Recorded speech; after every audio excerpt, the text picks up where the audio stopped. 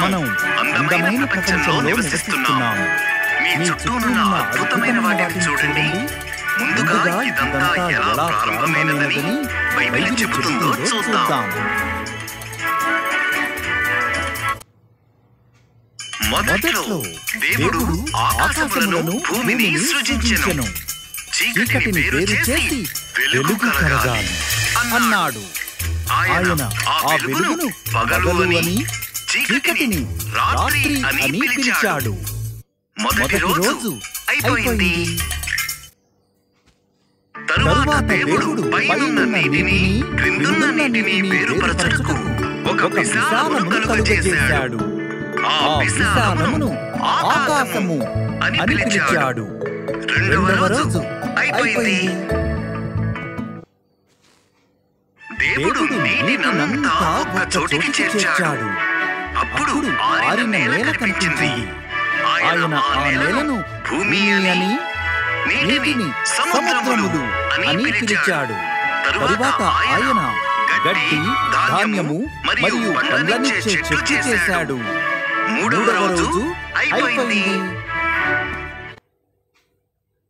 తరువాత దేవుడు ఆకాశంలో జ్యోతులను చేశాడు. ఆయన పగటి కోసం సూర్యుడిని, రాత్రి కోసం చంద్రుడిని మరియు నక్షత్రాలను చేశాడు. నాలుగవ రోజు అయిపోయింది. దేవుడు నీటిలో ఈదుటకు చేపలను, ఆకాశంలో ఎగురుటకు పక్షులను చేశాడు.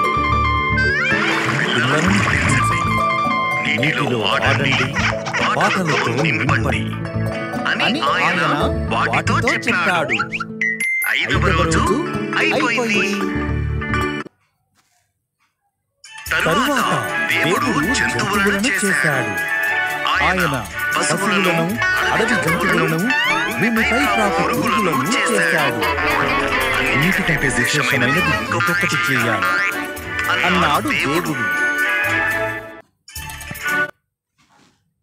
కాబట్టి దేవుడు పురుషుని, స్త్రీని తన రూపంలో చేశాడు. పిల్లలను పుట్టించండి, ప్రపంచముపై అధికారాన్ని తీసుకోండి, చేపలను, పక్షులను మరియు జంతువులను సంరక్షించండి అని దేవుడు అన్నాడు. ఆరవ రోజు అయిపోయింది.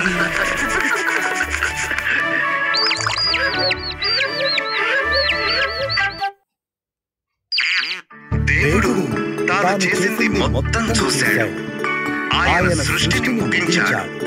ఇది చాలా బాగుంది అన్నాడు. ఏడవ రోజు ఆయన ఏ పని చేయలేదు. ఆ రోజును ప్రత్యేకపరిచాడు. ఏడవ రోజు అయిపోయింది.